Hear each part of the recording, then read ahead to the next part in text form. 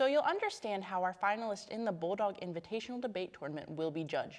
We have a brief explanation of how the competition works. Let's go to the scoreboard where Alex Northcutt has a rundown on the rules and the format. Let's run down how championship debate works at the college level. One finalist is called the affirmative. That means she is going to argue in favor of the resolution or the primary topic of debate. In this specific debate, the subject matter involves the nuclear agreement with Iran. The other finalist is called the negative. That person will challenge the affirmative's argument and try to point out flaws within their case. In the first round, the affirmative has 5 minutes to make their case. The negative will follow with a 6-minute speech. After each first speech from each contestant, they will then be followed by a 2-minute cross-examination of their challenger. In the second round, the affirmative will have 3 more minutes to build their case furthermore, and the negative will follow that with a final 5-minute speech. In college debate rules, the affirmative will have the last word with a final 3-minute speech as well. A panel of 3 judges will score the debate and then determine the winner. Thanks, Alex. It's time now to begin the finals of the Bulldog Invitational. Let's go to Dr. Webb Drake, who's standing by to introduce the challengers. Hello and welcome to the finals of the Union University Debate Tournament Invitational. Today we've got the resolution will be Iran will cheat. Iran will cheat is the resolution for today. Supporting the resolution in the affirmative will be Miss Allison Pulliam from Union University, and negating the resolution will be Miss Reagan Dobbs from the University of Arkansas at Monticello. We hope you enjoy it. On the resolution today, Iran will cheat, I'm just going to start off with a couple of quick definitions so both of us are very clear what we're talking about today. Now, Iran is obviously the country. To cheat is to act dishonestly or unfairly in order to gain an advantage. In this case specifically, we're going to narrow the resolution to breaking the agreement on the recent nuclear deal. That's something that we disclosed before around. And the weighing mechanism is on balance, more likely than not. Obviously, we're looking into the future for this, but at the end of the day, you're going to weigh this whether or not the evidence leads you to believe that Iran will cheat in the future. So I'm going to bring you 3 points today: ease, track record, and lack of trust. So let's first look at ease. Iran actually gets 2 weeks notice in the deal before any inspection of any nuclear deals. So basically, they're already notified in advance, which gives them time to circumvent a lot of the agreements within the deal. According to U.S. News, the deal is based on trust rather than verification. And the Associated Press actually reports that one of the secret side deals made between Iran and International Atomic Energy Agency would allow Iran to take its own soil samples and supply limited photo coverage at long-suspected nuclear sites. So basically what this is saying is that Iran has the authority to make its own decisions here. They have the authority to kind of check themselves. So there isn't any really accountability because they're allowed to choose what samples they're bringing forward to be tested, which means that obviously they can choose the samples that are clean ones and therefore circumvent the deal. Now, additionally, according to Bloomberg and Yale Law's own Stephen Carter, there is no way for the U.S. to impose small measured sanctions on small measured violations. So basically what this is saying is that if Iran cheats the deal just a little bit, there isn't any means for enforcement, which means without a means for enforcement, there really isn't any reason for Iran to stick to the deal. Now, the actual text of the Iran deal says that the sanctions will be removed after 8 years, whether or not Iran complies with the standards set. So knowing that the sanctions will be eventually removed there again, there's no real punishment and no real incentive for Iran not to cheat. Secondly, let's look at their track record in the past. Now, Iran wants hegemony in the Middle East, and the best way for them to get there is through their nuclear program. They've already established that in the past. And Ambassador Dennis Ross says that given Iran's track record, it will likely cheat along the margins to test its boundaries and see how far it can go. Now, the most important facilities that Iran now acknowledges that they have at Natanz and Fordow were actually originally built covertly in violation of previous agreements. So we're seeing that, yes, Iran has agreed to things in the past, but they haven't stuck to it. And as of 4 days ago, in fact, Iran tested a medium-range missile capable of delivering a nuclear weapon in clear violation of the UN Security Council ban on ballistic missile tests. Now, that isn't a violation of the latest deal, but what it does show you is that Iran will make agreements. They'll say, yes, we'll go along with this. We won't cheat on this deal. We won't continue to build nuclear weapons, but yet they continue to do tests that actually violate the agreements. The third point that I'm going to bring to you today is no trust. The people involved in making this deal don't trust that Iran will stick to its word. They believe that Iran will cheat. Another ambassador, Nicholas Burns, testified this past week. He said, "I think it's likely that Iran will try to cheat at some point, and that's just an objective statement." In fact, John Kerry, speaking to Congress, also said, "Nothing in this deal is based on trust. Nothing in this agreement is based on an expectation of any change of behavior." So basically, when they made this deal, they don't really believe that Iran is going to stick to it. And Marco Rubio said, "There will be a series of small incremental violations that ultimately over time will wear down enforcement mechanisms. If you give them an inch, they'll take a mile, and since there isn't really any means for enforcement on these small infractions, that's going to lead for more incentive for Iran to cheat."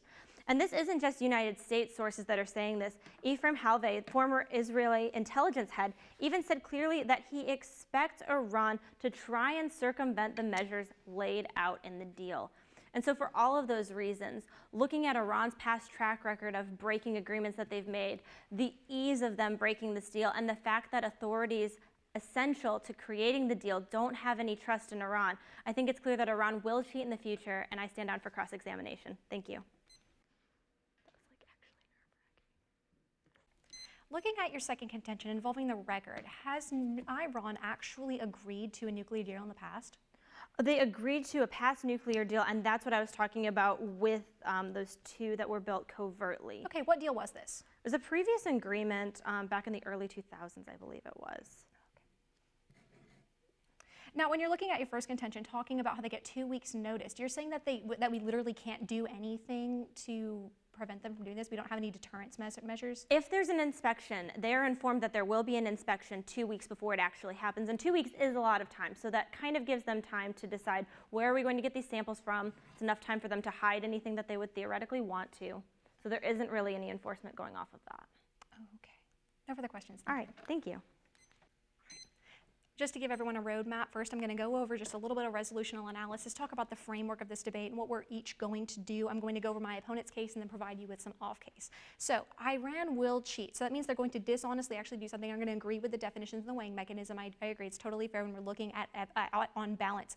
When we're looking at evidence, however, we have to realize that there's a little bit of misunderstanding on part of the affirmative on what actually has happened. I'm going to talk about our second contention to begin with. When we're looking at the record, Iran has actually never agreed to a nuclear deal. They actually never signed anything. When we're looking at ABC News, a quote from Joe Biden says that they didn't cheat under this deal that the affirmative is talking about. They never even signed that. That's not something that they were actually involved with. People thought that they were, but it's a complete misconception. They never actually signed anything. So you can't be dishonest. You can't cheat in something if you weren't actually involved in that. So we have to understand that when we're looking at their track record, it literally doesn't exist, It literally doesn't exist, Judge. So when we're looking at our first contention, talking about ease, I'm going to cross-apply a little bit from my second contention, talking about the issue of verification. They get 2 weeks' notice. According to the National Institute of Health and the La Crosse Tribune, and just some studies on here, whenever you're considering that these people are actually regulated by the International Atomic Energy Agency, so they're actually going to be double checked on this. They don't get to check their own stuff. They don't get to go in a hidden room and then come back and say, oh yeah, this is what we have, we don't have any nuclear stuff. They're actually checked by an agency. And the National Institute of Health says that this radioactive material that they could be hiding as a result, what the affirmative would have you believe, stays radioactive for 6 years. Even if they try to paint over it, even if they try to hide it, Judge, it's too dangerous to touch for 6 years. They can't just hide things within 2 weeks if they're aware of this. That means they would literally never be able to have that. So there is actual disincentive to do this. They can't hide radioactive material, and they can't do it for 6 years in totality, which means that they can't have this to begin with. So when we're looking at this ease, they actually don't have an easy time hiding radioactive material. It's actually extremely difficult to hide radioactive material. So there is verification involved in this when we're looking at the P5, when we're looking at the United States, the European Union, France, Russia, China, and the International Atomic Energy Agency. It's not exactly that easy. Regardless of this case isn't about how good or bad the deal is. We're actually talking about whether or not they will cheat on this deal. And it's extremely unlikely whenever they have all of these factors in place, all these methods of deterrence. And deterrence is what ultimately matters. Iran should not have any doubts that these agencies, that these methods of enforcement will actually apply these sanctions. My opponent would have you believe that they don't actually have any disincentive to do this. But this is contradicted by the Brookings Institute Institute and BBC from March 2015, how there have been sanctions placed on Iran before, and they will be placed again as a result of breaking the deal. That's actually what's going to happen if they break it. There are actual ways to do this. It's very, very set. For example, in the past, they can shut down their oil. They can actually shut down many other things. So they're shutting down their nuclear-rated technology. When we're looking at this, they can freeze their assets on individuals and on companies. They can ban their transactions with banks and financial institutions. And overall, what this has done in the past actually shuts down $100 billion in Iran, all this potential income that could be going there. So there is an actual disincentive, a very harsh financial disincentive for Iran to break this deal. So that's what we're considering. The third thing we have to do is trust. Now, Iran can be a jerk. I mean, we can absolutely realize that, but they haven't lied about anything. They haven't broken any deals in the past, but we can trust them to realize logically, Judge, when we're looking on balance, just considering all the evidence, deterrence is what matters. We can trust them to make the good decision, not on goodwill, not because Iran wants to, but because Iran realizes that it has to. That's the important thing here. We can't expect them to circumvent something whenever they are very really threatened by economic sanctions and all of these enforcements that the P5 has, that the International Atomic Energy Agency has. That being said, I'm going to go into a little bit of my on case. My first contention is disincentives. Subpoint A, supporting Israel. From Forward, which is a Jewish American news source, September 1st, 2015, we actually support Israel in a lot of their efforts. We are accelerating their defense budget, essentially. We're sending them a lot of money when we're looking at that. And they have a very real reason and resolve to attack Iran. And that's something that we're not supporting them with right now. But all Israel needs right now is a cause for war, something called casus belli when we're looking at this. All we have to do is give them that reason. And when we have this deal in place, if Iran cheats, Israel will go to war. They have the incentive to do this if Iran breaks this deal. So not only are there two enforcement agencies looking at the P5 and the International Atomic Energy Agency, they actually have Israel as a direct threat to them. So not even just looking at an enforcement agency financially, but we're looking at actual harm when we're looking at military intervention on part of Israel as well. There's no reason for them to do this. They would literally cause a war. And second, we're actually increasing our military presence in Israel and in Iran when we're looking at that as a result of the Iran nuclear deal. We are supporting this entirely. We are enforcing all of this. It's not easy to break this deal, and it's not reasonable to assume that Iran would break this deal. There are so many disincentives not to. My second contention is the idea of verification, and I cross-applied a lot of this already. Now, this is because they're supervised by the International Atomic Energy Agency, which blocks all of their pathways to creating a bomb. You can't hide radioactive waste. You can't hide radioactive material. So 2 weeks isn't going to hide that, Judge. It simply doesn't make sense when we're considering all of this. So looking at whether or not Iran will cheat, if they're going to act dishonestly, first of all, they've never done this before. They've never actually signed a deal. They have never lied about a nuclear deal before. So there's no reason to believe that they would do anything again because they've literally never done it before. Furthermore, it's not easy to do this, and we can trust them not to act out of goodwill, but of logic, and realize that they can't circumvent something because there are very real harms to their economy and to their state. That being said, for the first time, I'll urge a negative ballot and stand down for my opponent's cross-examination.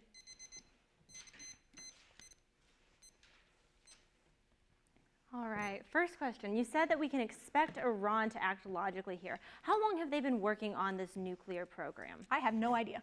All right, now if they've been working on it for a while, at least enough to have built up some nuclear sites, why would they abandon that so quickly? What would be the incentive to that? Well, economic sanctions and war with Israel, everything I talked about. Now, what are the incentives to building nuclear weapons? Why have they done this in the past? I mean, building nuclear weapons, building up their military strength, increasing their presence on the world. So they do have legitimate reasons for doing that.